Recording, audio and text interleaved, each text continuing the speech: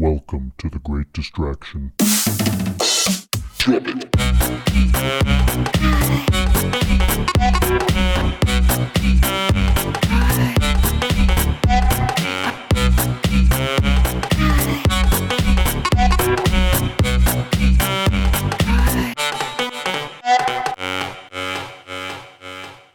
Welcome back, everyone. This is The Great Distraction, and today the topic of discussion is part of our Taboo series, and specifically on tattoos.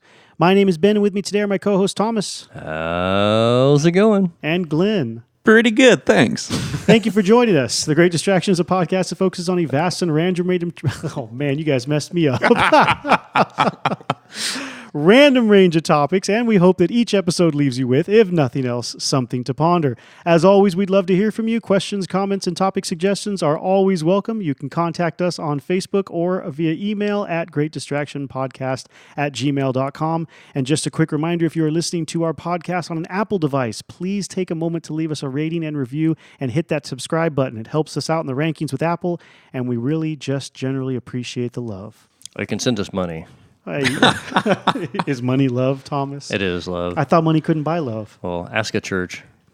Wow. Money is love. Touche. Wow. You know, God's broke. He needs cash. Yes. He's living in the slums right now. He's trying to boot up a little bit. I am also broke. Are so you? I understand. You kind of remind me of Jesus. I see your angle there, right? Yeah. Send us money, we would be happy, yes. Jesus is living in a single wide. Yeah, right along the Mexican border. Right. Jesus. Hey, it's It's exactly. chewy. It's not. Pronounced Jesus. He's in Laredo right about now. Jeez. Can't come over because of the wall. Right. Tattoos. Maybe you should buy a ladder. So, yeah, a very large ladder. Okay, so I was on an interview panel the other day, and we were interviewing, this particular one was for a student position at my work, at my job. And one of the student applicants comes in, or interviewees, I guess. He was an applicant too, so I guess that's, anyway. He can be both. He can be both.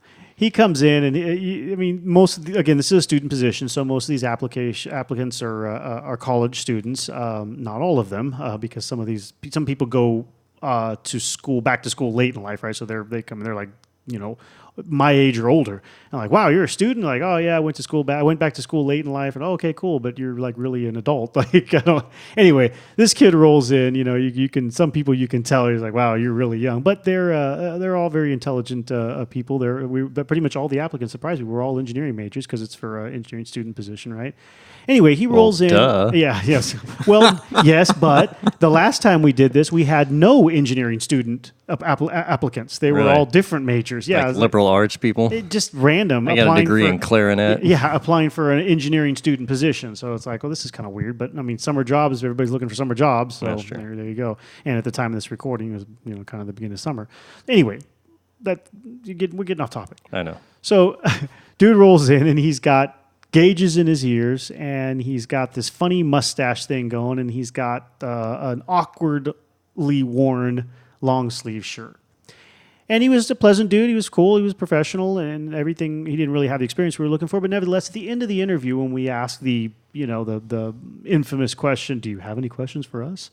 The one where you're supposed to come up with some stupid question and ask in return, and most of the time I'm just like, no, I pretty much already covered everything I need to know, or what, anyway. Yeah. So we ask him that, and he asks us, the first question out of his mouth is, he asked us two questions. I can't remember what the other one was. One was work, that other one was work related. He says, how do you guys, so he goes, I have, so you can see I have gauges in my ears, and I've got tattoos all the way, down to my arms or whatever, and how do you guys feel about that? And it really caught me off guard because I'd never heard of anyone asking that before, and nor had any of my coworkers who were on the panel with me there. It's kind of surprising, but it got me thinking, because we all had to provide an answer to him. He asked us a question, and I'm thinking, man, let me think about that for a second there. I really didn't think that would play a role in whether or not we would consider somebody for a position. Now, unanimously, we told him, no, that doesn't matter. I mean, why would that matter here? It's not going to affect your job. However, I started thinking about how it applied to the people that I work with. Now, most of the people I work with are about 20 years plus older than me. And I started thinking, man, we don't have anyone that has any tattoos that I know of in anywhere that I work with. Now, there might be ones that people are hiding, that they hide cover or whatever every day. I don't know. I haven't seen them all naked to find out. But nevertheless. Maybe that should be the next field trip. You got to show up to your interviews naked? Yeah, just so we know what we're dealing with here. Everything's out on the table, man. Literally. Dum-dum. Can we do that? Can we do that in dating too? Can I do that? So, can we, You got to work to unwrap that package, man. Right. man. But isn't the first couple of dates actually an interview anyway? I mean, I think it is. Yeah. well, It totally is. So that whole situation kind of pushed me to. We already had this one on the list of topics to do, and specifically part of the Taboo series, because I think up into this day and age, tattoos have carried a certain amount of taboo nature with them. Again, as usual, speaking only to the American culture. We've never lived anywhere else, so I don't think any of us can really speak too much about how other cultures look at these taboo topics that we cover in this series. But tattoos, I think, in America have definitely been a taboo thing, more or less depending on where you live and what time period you were born and grew up in. But that situation, that question that guy asked really hit home where I was just like, whoa, this is, never thought of that before. And I'm surprised that I was kind of taken aback that he would even be concerned by it. Because I kind of thought, maybe being a little younger generation than most of my coworkers, I kind of thought, who would care about that? And I was, maybe some of these people would care about that. I don't know. Maybe some of your older engineering, older coworkers, professionals period, and coworkers might, somebody in their 60s might look at tattooing and think, have a view that they had in the 70s or the 80s of tattooing. Because for me, I started getting tattooed in the early 90s, and I remember even my first tattoo, when people saw a lot of people that I was close friends with were like, oh wow, they were like really taken by it and thought, it was kind of like shocking to them, which I didn't really think it was, but that in the last 30 years or so, tattooing has come from being sort of like, and I've talked about this before, when I was younger and back in like the 90s, if you had a tattoo and you went somewhere and you saw somebody with a tattoo, you're like, yeah, it was like almost like you were kindred spirits. You were both kind of like, a little bit like two guys passing each other on motorcycles on the road. Yeah. Oh, yeah, you got the wave, man. It's the exactly. Peace sign. Yeah, and and because it's become more of a pop culture thing now, you don't really have that. It used to be back in the day, if you were hanging out somewhere and like, me being a touring musician, you go to different cities or something and you meet somebody and, if you had tattoos, a couple tattoos, you meet somebody that had tattoos in 1993, you'd be like, hey. And you're dating yourself, Thomas. You'd start, have a conversation and it would, it was a different sort of thing. But now, and it was almost like you were the same type of people. It's just like being a punk rocker.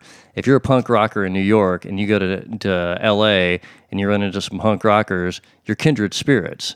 So you have a little bit of common ground to mutual ground to become friends with or have a conversation with, because you can tell if you're a glass blower and you go to a glass blower place and you meet other glass blowers, it's an immediate connection.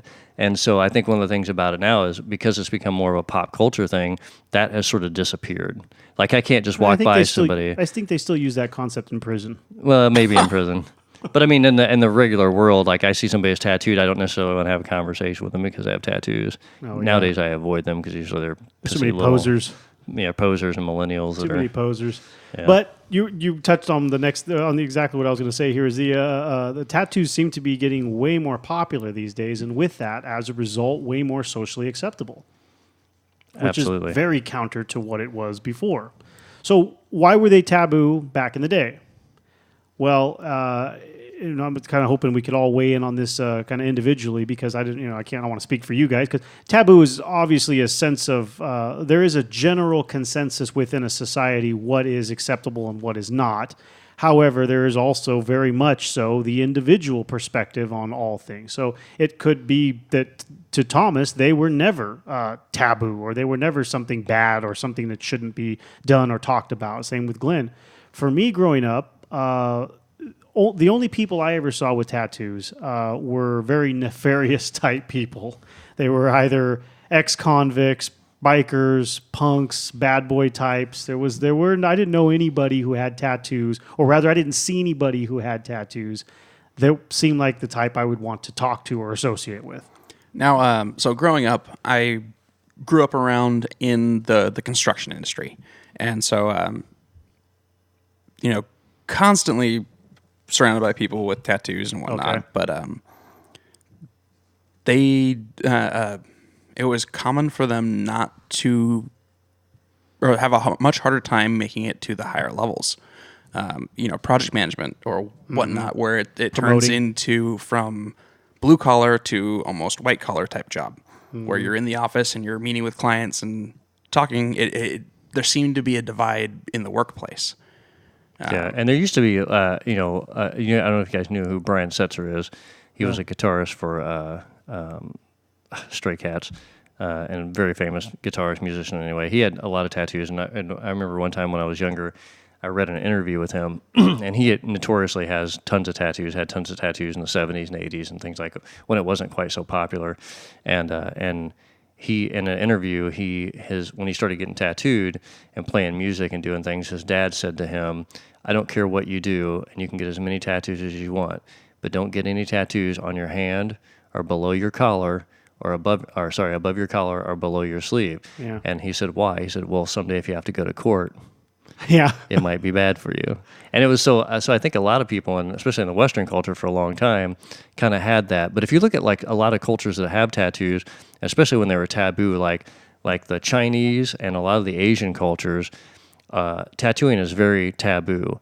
But you also have a culture that had, when you look at the Chinese and especially Japanese, they had suits. The bodysuits. They had the bodysuits, and they were always hidden. And the bodysuits, if you looked at them a lot of times, it was like the middle of the chest and stomach was open. So if they had some sort of an open shirt or something, you didn't necessarily see it. And a lot of those tattoos were also people who were in like the Japanese mafias, The Yakuza. and things like that. So a lot of the tattooing has been traditionally through some of the more bad culture, gangs or things like that, or especially in the Japanese culture, but it was hidden. But when they were amongst themselves or among their own people, they would take their shirts off and proudly show their tattoos. It was a rite of passage. And if you look at the history of tattooing back in like the Somalian or all these like Polynesians, like the Polynesian culture, it was a passage of rite for warriors. So they went through a phase when you went from being an adolescent to a man, where there was a period of about a 1 year time where you were separated from the group, and you would go through a tattooing process that was extremely painful. They would start in the morning and go all the way until night and tattoo you the entire time, What? which was extremely painful. And they would give you, based on your tribe and your location, certain types of shapes and directions on your body that showed where you were from, what tribe you were from, what type of a warrior you were, so that you could identify with other tribes what you were. And those were facial tattoos, hands, arms, everything. And they would go through this huge process, and it would take up to 6 months that they would do this. And it would take about a year of that person's time, so with the healing process and everything else, and they would be separated from the group. And if you didn't make it through that process, you were considered a coward among the tribe. It was a passage. So if you had uncompleted tattooing, you were a lesser man than those. So the tattooing and throughout history, and depending on where you're at, has meant a lot of different things. And going back to what I always forget the name of the Japanese. The Yakuza. The Yakuza. Yakuza, whatever. Yakuza. Yeah. Yakuza. That was part of their rite of passage, part of their, this is who we are, this is how dedicated we are. And tattooing has gotten a bad rap because it went from those very early tribe aspects of showing who that person was, to sort of getting picked up in gangs. And in American culture and Western culture, even going back into the 1800s, people in circuses had tattoos, but those were also considered people who were in the cultural aspect. They weren't white collar, they weren't blue collar, they were freaks, yeah. or circus freaks, or these other people, or vagrants, or whatever, these weird. So it was like this. That's where I felt like the taboo in the Western culture was, because we gave tattooing this really bad rep because it was people who were less socially acceptable. But if you look at people that were circus performers in the 1800s, there were tons of them that had tattoos. So you mentioned a couple of steps back there. People are still doing the sleeves and cutting off at the wrist, or so basically, I still see that as a majority of people stopping their tattoos where they can be covered by did it. a long sleeve shirt. Yeah, Thomas has his left arm completely covered almost, but stops at the wrist, and I see that more than a lot. And it's, in fact, it seems to be getting to the point where sleeves are much more common because of that. It's become very much socially acceptable that if I can hide it, what are you worried about? You might not even ever know I have it, right? If it's easily concealable. Yeah, and I think that kind of goes back to the aspect of, like I was talking about the story of Brian Setzer. Like if you're say you want to have tattoos, but maybe you want to have a professional job or a white collar job. You're not necessarily going to have a tattoo on your hand and have a white collar job, because we still live in a culture where that's really not that acceptable. Well, those people haven't died off yet. And I think it's becoming more and more. And to me, it's because like when I first started getting tattooed, I liked the fact that it was a little bit taboo. I liked that it separated me from people. I'm a punk rock kid, so anything that I could do to separate me from the masses. And sometimes people ask me why I have dreadlocks, and I say because I don't want to look like other white people. And there you go. That is a lot of the truth about it. Is I don't want to be a part of this group. I want to be me. I want people to know when they see me that I'm an individual. And I think tattooing for a long time has been sort of that way. But we're in a pop culture now where I see kids that turn 18. You got to be 18 to be tattooed. My two best friends have been tattoo artists for over 25 years each, and so I'm very closely related to the tattoo world. I mean, I'm dating someone who's a tattoo artist. And so you see kids now, they're like 18 years old, and they don't really think anything through anymore. They just show up on a whim, and they say, oh, I saw this celebrity has this tattoo on their neck. I want a tattoo on their neck. So my friends that are tattoo artists are like, look, dude, you're 18. You don't necessarily want a tattoo on your neck right now. Yeah, and you bring up, that's the next point I was going to add to, our next addition to why they were taboo in the first place. It's a hell of a commitment for somebody to do. And especially when you see people do it so young in life, it's like, how are you? So you're sure that 10, 20, 30, like 3 times your age, you're still going to want that thing that you've put on yourself there. And so maybe you do select something that is truly that important to you, and you want it there for twice your life expectancy or whatever, your entire life. The reason I put the numbers out there is because many people cannot grasp how long they're going to live and how many different people they will become in the time period of their absolutely. life. When you're 18, you have no idea who you are, who you will be at 35. And when you're 35, you're nothing like you were when you were 18. Or 45, or 55, or 65, because as you age, that thing will sit there and degrade on you. Now, somebody who's willing to make that commitment so young in age, that comes off as you don't know what you're doing. You're just making young, dumb mistakes. And so it's looked down on. It's frowned upon. It says something about it. Many people read it as you're it says an unintelligent person who made a bad decision. Well, or you make rash decisions, Yeah. and act irresponsibly is how it ends up coming off as, and says something about, it might say be perceived as how they make their choices.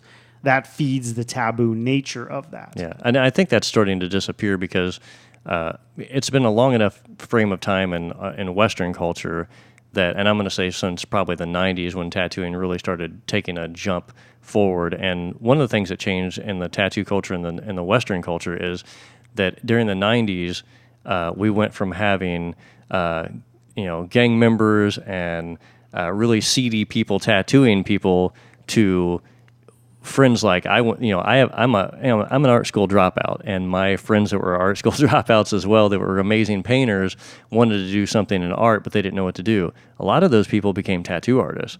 So in the 90s, you had a big transfer of people who were actual artists who had already painted and done other forms of art. They were trying to figure out a way to make a living, and they thought, oh, this is an option, tattooing. And I've got 2 friends that are prime examples of that, and they got into tattooing, and they've had 25-year careers in the tattooing world and done very well for themselves. They have both own homes, they both have families, they're very successful people. And I think that was where the big change in our culture started, because actual artists started tattooing as opposed to bike gang members and just random people. Because from post-World War II up until about the 70s, and into the 80s, really tattooing was sort of a biker culture and sort of a subculture in general. And a gang thing. And a gang thing, between people in prison and everything else. So there was that stereotype that was attached to it and that taboo feeling from the Western culture. Yeah, you mentioned that the effect of what tattoos might say about a person is fading. And I think that depends on what kind of tattoos they are. Because obviously if they're your straight up blue prison tattoos or they're your biker gang tattoos, I mean, I think that stuff still says a truth about a person, which is a swastika tattoo is still a swastika tattoo. Exactly. And that the negative things the negative connotation that goes along with those types of tattoos is justified in my opinion. However, then there are other types like obvious pass-by trends like barbed wire around your arm or I don't know, any other stupid tribal stuff. Yeah, tribal tattoo. Any other stuff that's or Asian writing on the whitest kid you can find on the block. Yeah. That kind of stuff is, it's... Do you really know what that says? Yeah, the kanjis. Yeah. The kanjis were super popular in the early 2000s. I don't even know what that is. It's a kanji. That's what you're talking about. Oh, okay. The kanji. The Japanese or Chinese lettering, usually Chinese lettering, a symbol. Oh, this means peace. Yeah. Are you sure? Do you know any Chinese people? Yeah. That might mean dumbass. Yeah. So those types of trends, those type of tattoos that are pop culture trendy type things, that could say something different about a person. Tributes to loved ones, that's a whole different ball of wax there as far as the type of person that would get that stuff done. Or what I see commonly with the whole sleeves is just general art. Like you said, people will seek out tattoo artists that are actual artists. They don't not just putting ink on skin. And the stuff that they develop is sought after. Their skill set is sought after, and their results are sought after.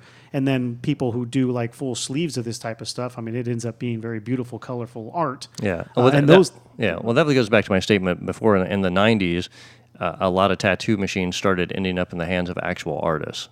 Yeah. And that changed the culture a lot, and people started seeing, instead of some crappy blue color cross on some guy's arm, or your last name in Old English. Or some kind of thing. You started seeing like flowers or decorative things, or like a conceptual thing. Like my sleeve is conceptual; it's about the ocean, and so a lot of artists that were painters started moving in that direction and doing things on skin. That was the new canvas for people. Yeah. And as that started to grow and the culture started to develop and the tattooing developed, it also led to better products in the tattooing world. I was going to say, the advancement of color technology was a big deal, right? Yeah, and that's where the big jump has gone, and the machines themselves and the guns themselves, I was going to say too. Yeah, machines, not guns. Back from the needle that they tapped in with a hammer. Well, so the traditional tapping, that is, so if you look into the Polynesian and a lot of the early tattooing, that's tattooing. That's what it was. Oh yeah. And that's what I was saying the story earlier about the tribes and the Somalians and the Polynesians that had like the warriors that had the suits that were in different patterns and things. That was all done like that. Can you imagine how freaking painful?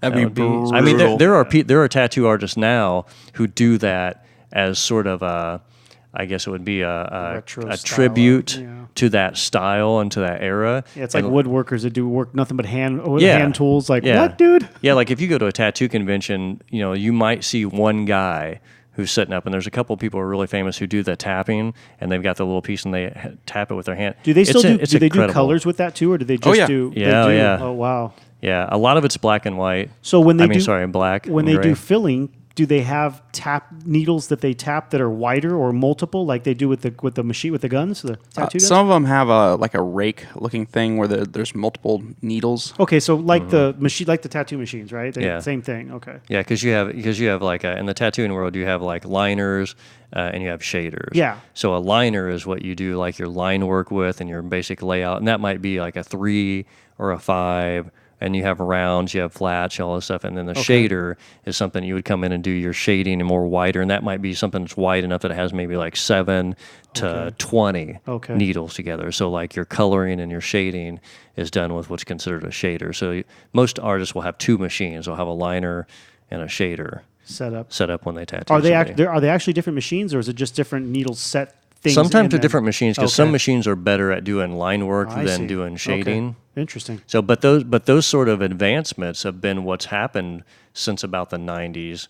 That's given way to really a major jump in the availability of art and the refinement of tattooing in general. I mean, if you look at tattoos from 1970s, you look at tattoos now, you're like, oh my God! I mean, it's such a huge difference. Some things are absolutely beautiful, and I've seen, old people, like an old lady, walk up to friends of mine that have, I have lots of female friends that have, flowers and really, more, soft, feminine type tattoos that are really beautiful. And I've seen old ladies that were 70, 80 years old walk up to those girls and go, wow, that's really pretty. Yeah. And so there's this appreciation that's starting to change in the culture. So I think the taboo-ness is starting to dissolve a little bit. We still have it like anything else. I mean, there's still people who think that, minorities shouldn't be in charge of doing anything. You're always going to have this mentality of people that it takes time really for things like archaic. that to die out. Yeah. That generation has to die out. Yeah.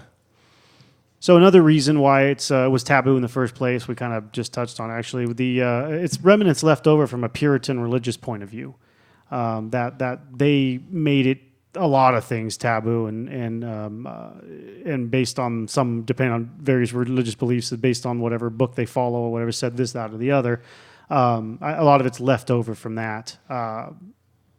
Which I guess is a dying cause now, because there's I see tons of religious people with religious tattoos.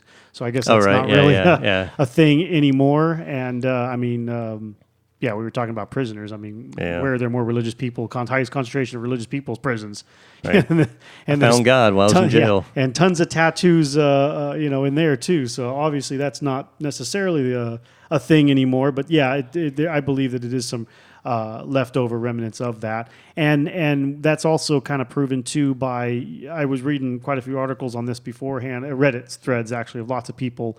Some of these Reddit threads were huge, man, like thousands of posts, and a lot of people were saying, depending on where they live, is a big deal. If you're Bible Belt or very conservative state, then people tend to lean more against them, and they still tend to be more taboo in those areas than they are in the more liberal states or in cities where people. I think that's changing a lot. But I remember, I've lived in California since early 2000, and I remember being in the Midwest, you would never see a cop with a tattoo, never.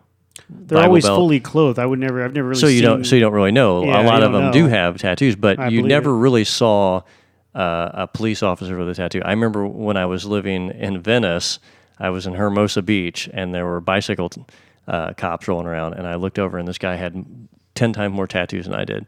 And I was like, wow. And I had just moved to California maybe a year. And I actually walked up to him and I started a conversation with him. And he was like, he said that when he first started getting tattooed as a police officer, it was a little bit frowned upon. But as time has gone on, especially on the West Coast, not really a big deal. And so, I have my friends that are tattoo artists. They tattoo a lot of people who are very professional that have an enormous amount of tattoos that you will never see because they're on their back, they're on their chest, they're on their arms. They wear they work in an office, so they wear long sleeves and air conditioning. So you're never really going to see their arm. So there's a lot of professional people, and I would say the bulk of people that are really starting to get tattooed and move past that are professional people. Yeah, let's talk a little bit about that too. Going back to those Reddit threads I was reading, I did read a lot of people commenting, and I have heard myself too from people I know and places I've worked, that there are a lot of jobs that still ask people to cover up their tattoos at work. And some jobs I was reading, people were commenting about on Reddit, were saying that some jobs will specify no neck, face, or hand tattoos. We don't want to hire you if you have that. So it very differently varies on how they're viewed within that group. Sure. A company might be trying to portray a specific image. Absolutely. So it depends on if it's something in sales, definitely you're going to be, held to the standard of whoever your clients are going to be. So if your clients are, if you're trying to sell tattoo guns, well, great. You can have all the tattoos you want, but if you're trying to sell, some widget from an engineering firm to a company in China, or something like that, maybe they are very anti-tattoo and you don't want your salesman your sales engineer coming in with tattoos all over the place. Yeah, you don't want his ex-wife's name on his neck. Yeah, and his baby's name on the other side. I mean, Yeah. and monster on his face. Right. For those that saw that, jailbirds, right? You know? Yeah, I mean, I'm obviously a pretty open-minded person about culture and tattooing, and I will admit that I find it, I don't know, not necessarily intriguing, but a little odd with facial tattoos. I'm still kind of odd about that. And just the other day, I went into a bakery here in Sacramento, and I walked in the bakery, and the lady's like, "Yeah, can I help you?" And she turns around, and she had a tattoo on the side of her cheek and right under her eye. And I was like, What was it?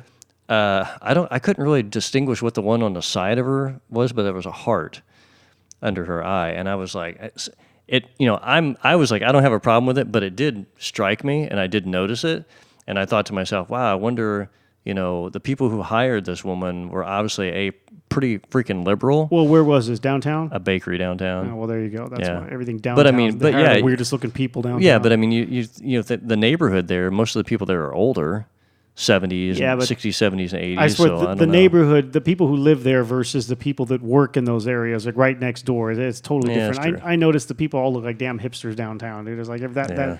whatever pop phase we're in, Yeah. or slightly off the norm Yeah. is typically what cities they hire the people there. That's kind of a odd. I remember. Do you remember? This is probably only relevant to our area. Remember Tower Records? Oh, yeah. I mean, the type of people they would hire at Tower Records, right? I mean, it was just nothing. Yeah, but It's a that's record music store. and culture and Yeah, but that's how entertainment. every store is. Unless it's a fancy restaurant, that's how every establishment is in the downtown areas. They always Well, hire. I had a buddy who was a punk rocker. He was a punk rock musician and tons of touring bands back in the day, and he had tons of tattoos. And he was a waiter at one of the most expensive restaurants in Indianapolis. Wow, so they and probably when he- liked that- When that. when he would put on long sleeves, you couldn't see anything. Oh. He was really smart. He was European, so he had a good game as far as the talk about the wines with food. So he sold it really well. If those people would have seen that dude on stage on a Saturday night, they would have probably never came near him. Nice. Yeah, what kind of music was that? Punk rock. Punk rock. Oh my goodness. Yeah, it's funny to think about though, because people can have two separate personas. I mean, a lot of people have dual personalities almost in life, especially if they have a professional career. But as I was saying earlier, a lot of people who are heavily tattooed nowadays are actually very professional people. Oh yeah, definitely. So lending to that point, the next thing I was going to say here is I'm surprised. Well, no, I'm not surprised, but to note that note this. I think it's noteworthy. So I'm trying to jumble out of my mouth here. There are a lot more girls with tattoos. It has become a lot more acceptable in society for girls to have tattoos. And like you mentioned earlier, they have definitely found because there always was, but they have embraced the feminine art that can be used for like sleeves and stuff like that. And it has also added a whole new realm or a whole new division, I think I should say, of models and defined beauty. There are entire modeling magazines and websites and photographers and that do just dedicated shoots just to tattooed females. It has become a huge part of a definition of beauty now. Yeah, Which is, and there's a specific tattooed model category when it comes to modeling. Okay. There are girls who are specifically tattooed models. Okay. And they have, almost full body tattoos, and the ones that have the most seem to get the most work. And if you look into a lot of the alternative cultures, like subcultures of things, you've got all kinds of subcultures in the world and life, and so the tattooed model thing has gotten, in the last 15 years, is huge. I mean, some of these tattooed model girls are making $1 million a year. Because It's a they're sought-after thing right because now. they're so heavily tattooed, they're pretty, they're attractive, they work out, they're models. yeah, but the models with tattoos. Yes, but yes. models with tattoos. Lots of so like an tattoos. alternative model situation. Interesting. Yeah, and that makes sense too, especially in the modeling world in general. Like there's girls that specifically hit the pinup view. Look, they're just Have specific look that Yeah. works for them or whatever. yeah, and there's subcategories that seek that particular look. But I've been surprised at how many women now, girls are having lots of tattoos done. It's just wow. And another big thing that's changed in the tattooing world is there are a lot more female tattoo artists. tattooing is still a very man-driven, I don't know what the terminology I'm looking for, Male-dominated. male-dominated there you go. world. It's still very male-dominated in general, but you have a lot more female artists that are amazing artists, and a lot more women are getting tattooed. A lot of those women, and I think the reason that you're seeing more women get tattooed is because there are more women tattoo artists. A lot of females don't want to be tattooed by male artists. I can see that. Well, and then that too, they're seeing it in magazines. They're seeing it promoted. So, I mean, when more people get the idea, it spreads, like anything else. Yeah, but we've definitely had a huge swing in our cultural thing. And, on the West Coast, I mean, I feel like everybody here almost has tattoos. It just seems like anywhere you go, restaurant or bar or whatever, I mean, it just seems like, obviously there are industries that frown upon it. But I think as we move forward into the 21st century, it's become such a pop culture thing that it's very acceptable now. Like I said, when I first started getting tattooed in the 90s, there were people who looked at me like I was, a total scumbag. Oh, you've got a tattoo. Oh, you've been in prison. I mean, I was driving across country a couple years ago with my buddy Trevor, who's a tattoo artist, been a tattoo artist for almost 25 years. He has an enormous amount of tattoos. His neck, his hands. Have we had him on the show? Yeah, he was the death episode with us. Yeah. So we were driving across country one time, coming from Indianapolis to Sacramento. I was bringing a piece of art or something across country, and he made him drive across me. We got pulled over in Arizona because my license plate light was out in the van. They were just looking for a reason to pull us over. We had out-of-state plates, had California plates in Arizona. They're like, pulled us over, and the cop, he couldn't have been 25 years old. And he was on the passenger side, so he was next to Trevor. And every question out of his mouth, he didn't ask me for my driver's license. He didn't ask me anything. All he was asking was, why do you have so many tattoos? Are you a gang member? What gang are you in? Where are you from? Where's your ID? He was more focused on him than he was on me or the vehicle. Wow. So there are still people, even younger people. I'm telling you, this cop wasn't 25 years old. So obviously, there's always going to be people who don't like things, no matter how pop culture it is, and they're going to look at people that have those as bad people. That's what I was saying back in the day. When I was in the 90s and I saw somebody else with tattoos, I was like, dude, what's up? Yeah. You were my people. Birds of a feather. Birds of a feather. And now it's kind of not like this because now everybody has tattoos. So it's almost like, I don't know, nowadays when I see somebody who doesn't have tattoos, they're almost more appealing to me. Because it's too pop culture-y. When punk rock is punk rock and nobody likes it except the punk rockers, that's when it's punk rock. I'm such a nonconformist. You know what I mean? Yeah. That's when it means something. That's when it feels like it has something. To me now, I've actually backed off on getting tattooed over the last 10 years because I'm like, everybody has them. They're not, to me, it doesn't mean what it used to mean. I still get tattooed because I want to or I want specific things. Yeah, but I would think in the artist world, it might be even like if you don't have enough, it's wait, what's wrong with you? Maybe you're not. Yeah, maybe you're not that you're a little bit of an creative. outcast. It's like people expect you to look that way.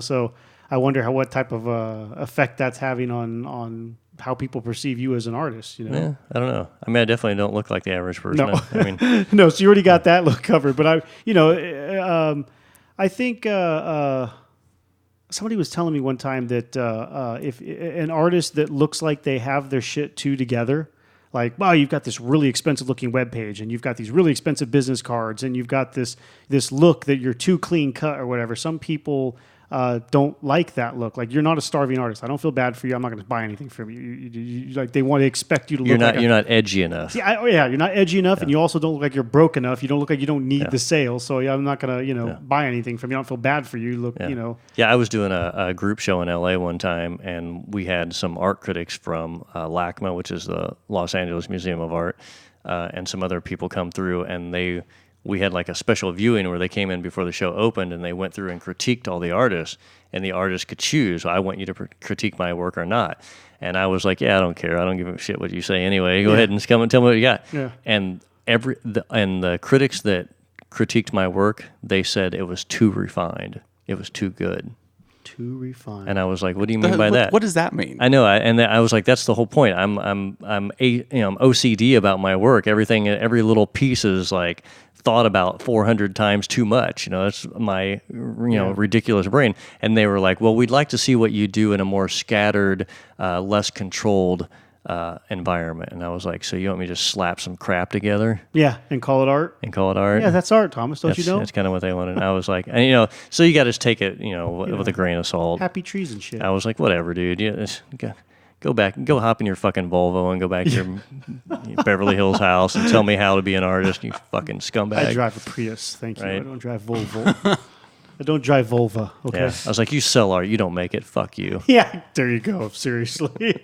What they were really telling you was, I'm sorry, sir, your shit doesn't look like we can sell it and make That's money what they off were of saying, it. yeah. You don't look like somebody we can bend over and rape. I'm Right, going to yeah. have to pass on your pieces. Yeah. So Thank you. So it's and all of those things are up to the eye of the beholder. Beauty is in the eye of the beholder. Absolutely. Yeah. It's all perception. Let's, for the sake of my personal interest, talk a little bit about tattoo removal, because you make the commitment and let's say you change your mind. Let's say you make the commitment when you're very young and you don't decide later, oh man, I probably shouldn't have gotten my girlfriend in ninth grade's name tattooed on me. Name tattooed on my neck. What do you know about it?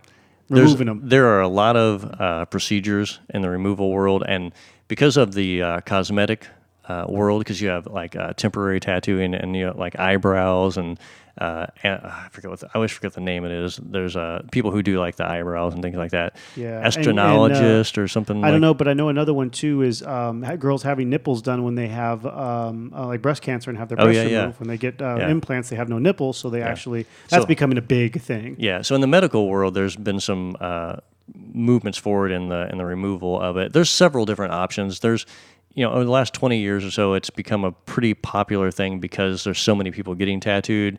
It's a whole undiscovered industry of people removing said tattoos. So it gets different all the time, but there's several different procedures. And, I know some people who own a tattoo shop that do some tattoo removal. It's painful. It's time consuming, depending on what the color is, what type of pigment, whether it's light or dark, whether it's black, purple, blue, red. I mean, everything comes in and out different. So you might, have somebody go over and laser removal 3 or 4 times to just break something down enough to where it starts dissipating, so that you can either cover it up or act like it never existed. But that's a world that I've been kind of interested in watching how it's advanced, and there has been lots of advancements in the last couple of years in the removal of tattooing.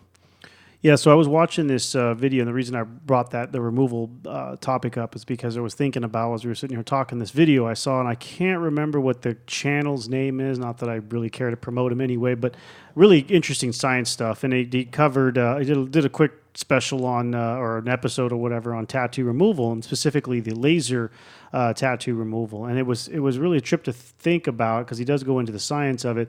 When you get a tattoo, those needles inject the ink, which is comprised of certain metals, the different metals that they use and different pigments that they use to make the pigment. In fact, to a certain depth in your skin, in the epidermis. And those metals sit there, and that's what stays in your skin, reflecting the light, showing different colors, to make up the tattoo. When they do the laser removal anyway, I don't know about the other methods that are out there, but that one in particular, they are actually zapping to a certain degree, burning. They are burning, but to a certain level within the skin, and breaking apart those microscopic chunks of metals that are lodged in the middle of your skin. And what happens is, I believe after that, so constantly these are foreign bodies that are in the body, and the body's trying to fight them, basically push them out of the body. And if I remember correctly, it was the white blood cells in particular that are trying to attack these chunks of metal. I could be wrong about which blood cells, but nevertheless, same effect, that are trying to break apart these chunks of metal that are lodged in your skin. When they zap them with the laser, they break them apart into smaller pieces so that the blood cells have an easier time further breaking them down and then carrying them through the bloodstream out into your liver, where your liver can process them and you piss or shit them out, one or the other. So when you get a tattoo, it is a form of poison into your body, and your liver will deal with it accordingly. Now, they haven't and worse so when you get them removed via laser, because that creates a kind of a bigger onrush of these broken up particles that are now being worked through your bloodstream and into your liver.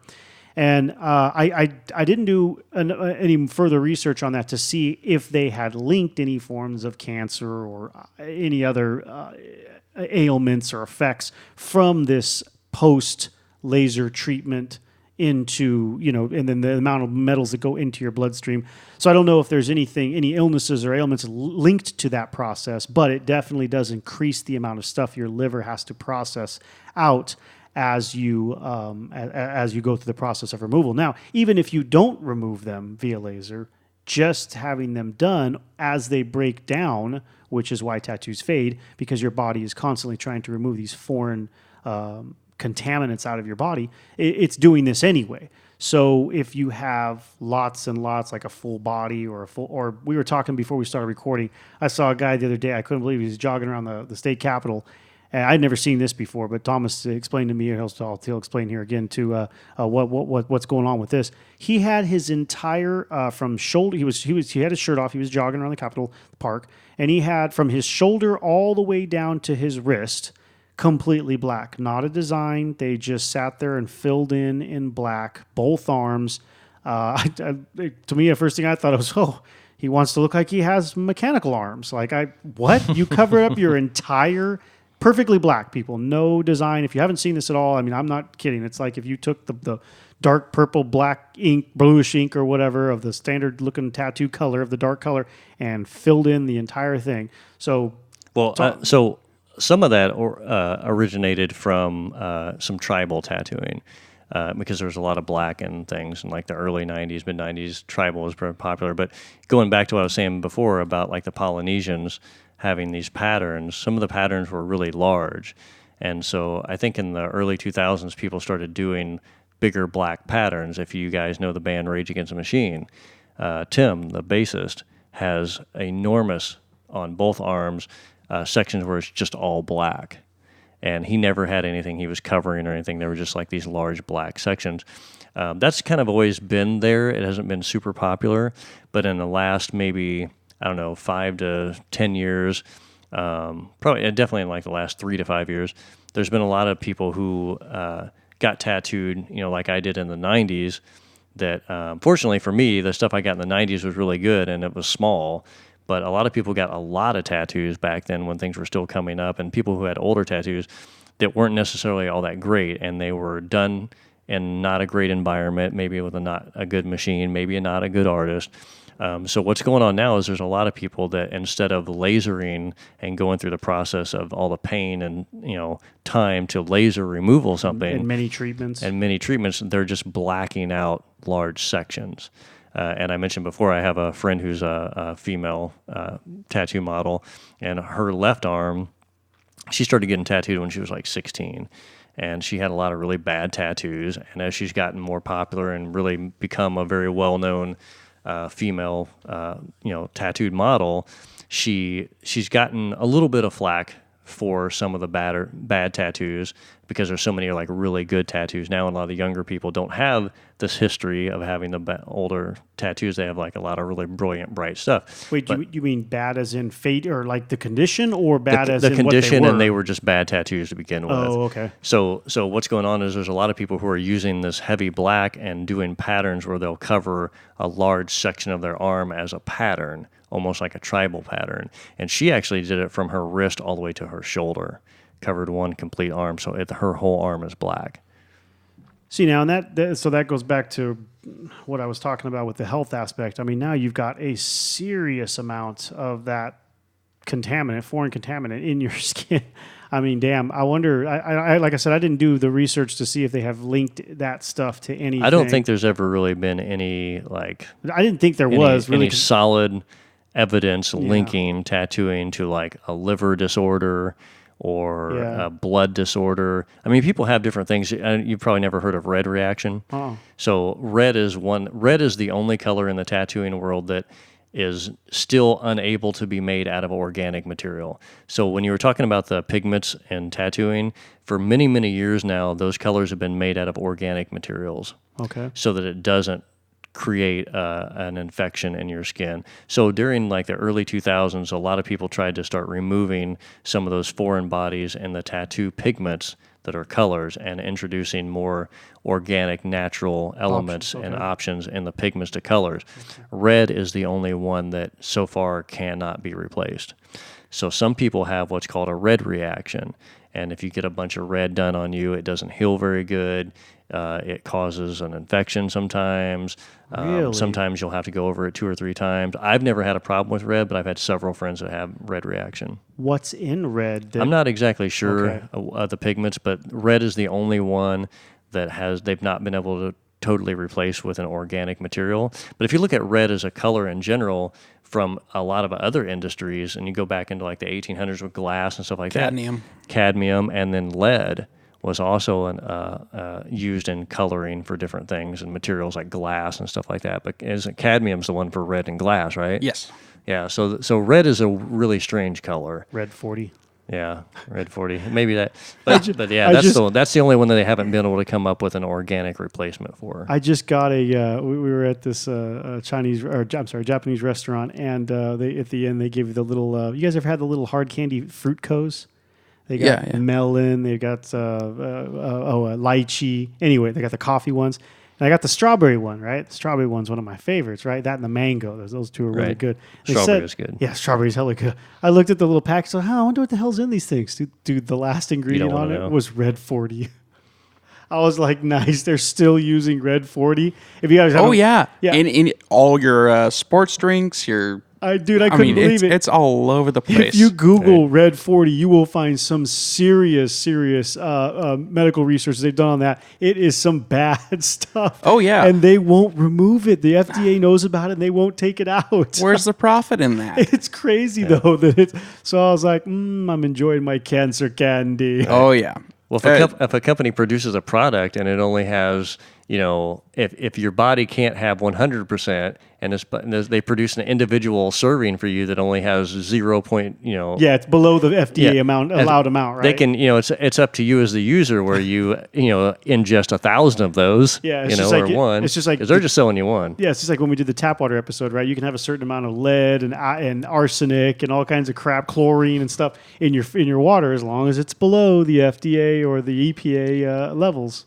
Yeah, and I don't know about you, but I look at food all the time. I go to the grocery store and I leave disappointed every time because I read. Because the prices? Well, that too. But I read the contents. Yeah. And so when I'm that's good or that, and I'll look at it, and if it's got like some weird food coloring or those red colors, and all that, I'm like, I'm not buying this. I do that for the majority of food, but every once in a while I try. So about once every month or two, I'll buy something I know is bad for me that I want to eat. Just like because. Something from the frozen food section. Oh, yeah. Like pizza bagel bits or or freaking little corn dogs or something stupid that I after I eat one serving of them, I'm like, damn, I remember why I haven't bought these for the last like year or something, right? Or I stopped eating these when I was a kid or something, Those things I will not look at because I know it's freaking horrible for me. No, I know it's bad. Yeah. I don't care what. You don't need to be reminded. Yeah, I don't care what kind of bad. I know it's bad. Brutal. Yeah, but as far as I know, there's never been any sort of direct link between, like I said, liver problems or cancers or anything. Yeah, I couldn't find anything either. Not to mention that a study to answer that question would be difficult to do, right? Because, like you just said, for one reason, like you just said, the pigments that they're using, they've changed the ink a lot in the last couple decades, and they're still changing it. So, how could you do a study on the effects of this particular ink, which isn't even manufactured anymore, on somebody who got the tattoo 30 years ago? It would be real tough to link that. And then, for all you know, they have other issues, like they smoke or they drink a lot, or, who the hell knows, or they're drinking bottled water. I mean, who knows, or cooking out of those Teflon coated pans that are falling apart there. And it's fine. It just got a few scratches in it. Right, dude. That shit makes me cringe when I go over to somebody's house and I look at their Teflon pans like, let me guess. You, instead of a silicone spatula, you've been using the fork, haven't you? And see these lines that are, don't worry, the pan's still good. Yeah. What? No, it's not. That shit's leaking into your food, man. Yeah, I had a friend one time that wasn't a very good cook, and she used one of those little sauce spatulas that you used to like mix dough with. Yeah. She used it in her skillet, and it melted Oh, into the skillet. So she had it Lovely. melted into her eggs. Ew. She didn't eat the eggs, but yeah, I was going to say, that's too much. I couldn't be she was like, "Should I have not done that?" melted rubber. Really? Yeah. You need to ask. Like, well, unless you like eating plastic, I guess it's not a bad Or idea. whatever the hell that substance is from those softer ones. Right. It's not silicone. It's, I don't know. Some other horrible thing for you. Yeah. Well, at least the silicone doesn't melt, but then you don't let it sit there on the damn bottom of the pan and try to melt it, right? You don't hold it over the open flame. Yeah. Well, when going back to the tattooing thing, one story I always tell people, about tattooing is, when you look at the taboo of it, how the Western culture sort of got inundated in tattooing is people who were sailors back in like the 13, 14, 1500s when Spanish sailors and Western European sailors like the British and things like that started going to places like the Polynesian Islands. They discovered these tribes that had all these tattoos on them. And so they would come back and tell these stories, and the people that they would come back to would never believe them. So what started happening, and this is where the transfer from like the tribes or the Polynesian tattooing went to sort of the Western culture, was those sailors, to prove that they had been to those places, would get tattooed in the Polynesian Islands while they're there. And it was a rite of passage, because this sailor proved that he had been across the world in a boat because he went traveled man. Because he was a traveled man because he had this tattoo from the Polynesian Islands. Wow. And that was one of the first introductions to the Western culture, what we know as the Western culture from tattooing. And now we just get stamps in our passport book. Right. Instead of going and getting an island. But it was, again, but those people, if you look at how they were treated in mainstream society, sailors back in the 1500s weren't exactly, the nicest, family man kind of people. How could they be? They're they were pirates, or they were, scurvy dogs, or whatever they would be considered. They weren't. It was a rough lifestyle. It was a rough lifestyle. So those guys having those tattoos and coming back to, say, London and having a tattoo on their arm or something, and some of these guys, and there's lots of documentation of these sailors coming back, and they would get addicted to it, like most people do when they get tattooed. They would start, every time they would go, and they would start doing trips, so they would go to Polynesian Islands on purpose to get tattooed, and they would come back and have more and more and more tattoos. But that led to, like I was saying before, about circus performers and people that were more of the odd freaks of the world having the tattoos. That's a lot of that started with sailors that were going to those islands. I wonder what kind of tattoos they would get. It's hard to that stuff say. look like, But if you look at the like- military too, the military is the same thing. And so that was the change. Like sailors were sort of like almost like a military mentality, where they were a brethren of people who traveled and made these, very scary. I mean, getting in a wooden boat in 1500 and going across the ocean to the other side of the world, I mean, you were a pretty brave individual. Yeah. So to be able to go to the Polynesian island and get tattooed and come back and go, look, this is my proof. You can't get this anywhere. This proves that I've been there. And that's kind of one of the things that started sort of the tattooed culture coming back to like Western Europe and I guess what we call Western culture now. Yeah, I can see that kind of group mentality and you know, But the military too. I mean, you look at, I meet military guys from way back. They have like, a little like right on their forearm. They'll have something they got in Vietnam or something like that. And that was pretty popular too. And that was, again, it was like a rite of passage, a proof that they had been there, that they had done that, because that really necessarily wasn't quite available where they were from. Yeah, that or the whole group was getting it done. It was just kind of the brotherhood type mentality of it. Yeah, but if you look back at the late 20th century, and even back into the 19th century, a lot of people there was a lot of tattooing, but those people were kind of like, they were the misfits, they were the freaks, they were the circus performers and the people that were like, bare bones, meat and blue collar people that built the world. These were the people who were getting tattooed, and I think that and to a lot of degree, the Western culture has separated that, because we've always had a big separation between white collar and blue collar. I'm upper class. I drive a Mercedes. I drink wine. You're some peasant that works in the steel mill. Who's going to have tattoos out of those two? Yeah. So I think a lot of those played into the depiction of somebody being like a lesser person or a criminal or that aspect again. And still, you go back into the criminal element, people getting tattooed in certain prisons.